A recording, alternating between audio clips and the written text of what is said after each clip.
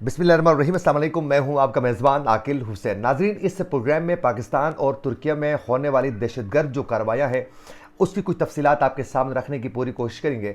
एक तो आज एक बहुत बड़ी डेवलपमेंट, एक बहुत बड़ी अफसोसनाक खबर जो है तुर्किया से मौसूल हो चुकी है कि आज तुर्किया के दारुल हुकूमत में एक खुदकश धमाका हो चुका है। उसकी तफसीलात आप तक पहुँचाएँगे कि क्या कुछ नुकसान हुआ है और उसके हवाले से अरब मीडिया का क्या कहना है।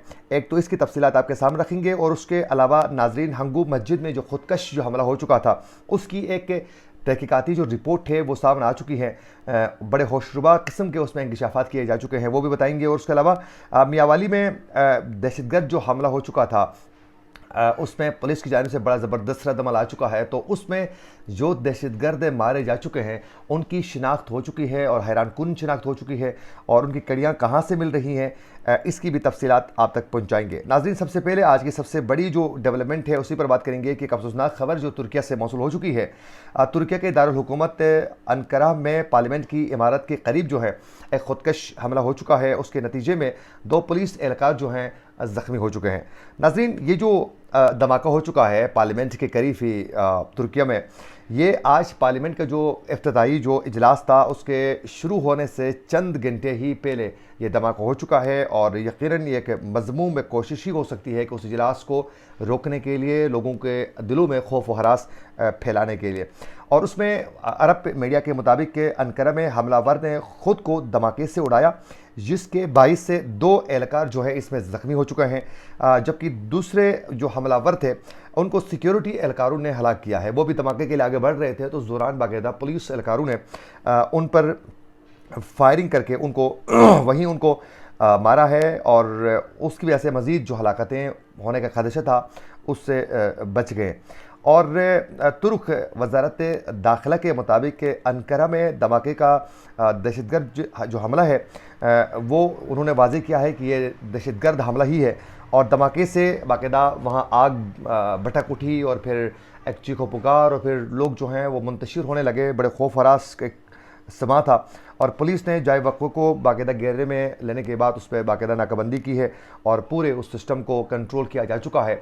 अभी हालात मामूर हैं, लेकिन खुदा का लाख लाख शुक्र वहाँ कोई भी जानी नुकसान का सामना नहीं करना पड़ा है। और यकीनन जिस तरह तुर्किया में ये हालात हैं वहाँ भी दहशतगर्द जो कार्रवाइयाँ इस तरह हो रही हैं तो पाकिस्तान तो पहले से ही महफूज नहीं है। नाज़रीन, आप सब बखूबी आगाह है कि पाकिस्तान में तो बलूचिस्तान से लेकर केपी के मुख्तलिफ़ इलाकों तक जो हैं वो लोग वहाँ महफूज नहीं हैं। और आपने देखा कि 12 रबीउल अव्वल के उस अजीम दिन पर भी दहशतगर्दों ने नहीं छोड़ा और फिर बहुत मार्जिन में पाकिस्तान में 60 से ज़्यादा लोगों को बड़ी बेदर्दी के साथ मारा, उनको शहीद किया है, जिस पर जितना अफसोस किया जाए कम है। और नाज़रीन, हंगू मस्जिद में जो खुदकश हमले के हो चुका था उसकी एक तहकीकाती जो रिपोर्ट सामने आ चुकी है उसमें ये बाकायदा ये बताया जा रहा है कि उसमें जो दहशतगर्द थे उनका जो प्लान है उस रिपोर्ट में बाकायदा वाज़ेह हो चुका है और उसमें बाकायदा ये बताया जा चुका है ज़राए के मुताबिक कि खुदकश जो बमबार था वो अलग अलग धमाका करना चाहते थे। बाकायदा एक प्लान उनका तरतीब था कि कौन अंदर इंटर होगा, धमाका किसने करना है, कौन सा हमलावर धमाका करने के लिए खुदकश वो कहाँ से इंटर होगा, किस गेट से इंटर होगा, पुलिस वालों को नुकसान कैसे पहुँचाना है और कहाँ किसने कहाँ बैठना है। जब धमाका करने के लिए एक खुदकश हमलावर अंदर जाएगा तो भगदड़ जब मच जाएगी तो उस पर फायरिंग कैसे करनी है और पुलिस एहलकार जब वहाँ दिफा करने की कोशिश करेंगे तो उनको नुकसान कैसे पहुँचाना है। ये पूरा उनका प्लान जो है बताया जा रहा है कि वो तरतीब दिया जा चुका था और हमला आवारों ने बाकायदा जो फायरिंग करके पहले ही जो गेट उन्होंने क्लियर करना था, बाकायदा ये प्लान उनका तरतीब था। और एक खुदकश हमलावर मस्जिद में धमाका करता, दूसरा पुलिस हुकाम और सिक्योरिटी एहलकारों के लिए बाकायदा वो गात लगा कर बैठ जाता और फिर जूं जूं वो अंदर आते दिफा करने के लिए उनको बाकायदा वहाँ से शहीद करने का उनका प्लान जो है वो तरतीब दिया जा चुका था।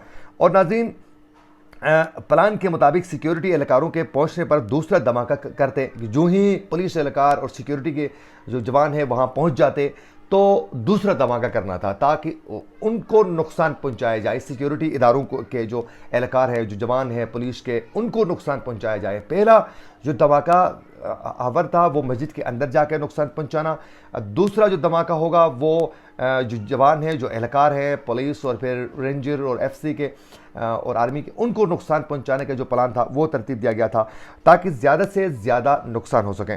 لیکن گیٹ پر جو معمول جو پولیس اہلکار تھے انہوں نے بڑی بہادری کا مظاہرہ کیا، اور جو اس میں بچ چکے ہیں خدا ان کو سلامت رکھے، ان کو لمبی عمر دیں. اور یقیناً یہ بہت بڑی بہادری ہوتی ہے، اور جو شہید ہو چکے ہیں پروردگار عالم ان کو پنجتن پاک کے صدقے جو ہیں ان کو جنت الفردوس میں اعلیٰ مقام عطا فرمائے. تو یہ جو گیٹ پر جو معمول جو پولیس اہلکار تھے انہوں نے بڑی بہادری کا مظاہرہ کرتے ہوئے جو دہشت گرد تھے ان کا منصوبہ وہیں انہوں نے ناکام بنایا، اور اس سے بڑے جانی نقصانوں سے بھی انسان بچ گئے، اور بہت بڑا ایک نقصان ہو سکتا تھا ان سے کم انہوں نے بچایا. اور ذرائع کے مطابق ایک خودکش بمبار گیٹ پر ہی مارا گیا تھا، وہیں اس کو نشان عبرت بنایا تھا. اور حملہ آور جو تھے ان کے اعضاء اس وقت باقاعدہ ڈی این اے ٹیسٹ کے لیے باقاعدہ بھیجے جا چکے ہیں تاکہ ان کے حوالے سے پتہ کر سکیں. اور اس کے علاوہ ناظرین، میاں والی کے کنڈل کے جو مقام پر پولیس پیٹرولنگ کے دوران جو ہے ایک دہشت گردوں کا ایک حملہ ہو چکا تھا، اس میں ایک اہلکار جو ہیں وہ شہید ہو چکے ہیں، پولیس اہلکار، اور جبکہ 2 جو دہشت گرد ہیں وہ مارے جا چکے ہیں.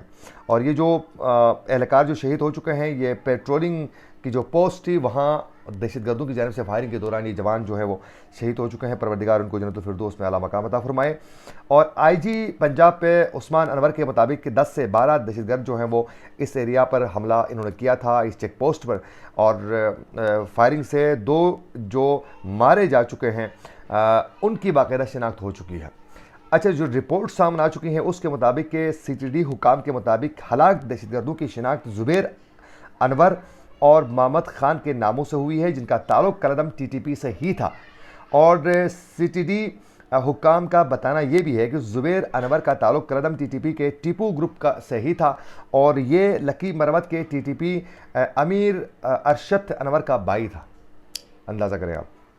اور زبیر انور پنجاب میں فرقہ وارانہ قتل، بدخوری اور سنگین جرائم میں پہلے سے ہی یہ مطلوب تھا، تو آج وہ اپنے منطقی انجام کو پہنچ چکا ہے. لیکن یہ سلسلہ رک نہیں رہا ہے. یہ سلسلہ روکنے کے لیے بڑی قربانیاں دی جا چکی ہیں، فوج کی جانب سے، پولیس کی جانب سے، ایف سی کی جانب سے، رینجر کی جانب سے، عوام کی جانب سے. لیکن اس کے باوجود بھی یہ ابھی تک کنٹرول کرنے میں ہم کامیاب نظر نہیں آ رہے ہیں.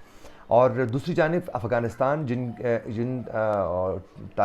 افغان طالبان کی حکومت بنانے کے لیے پاکستانی حکام نے بڑے زبردست طریقے سے ان کا ساتھ دیا، سب کچھ کیا، اور ان کے لیے ہر مشکل وقت میں کھڑے رہنے کی کوشش کی.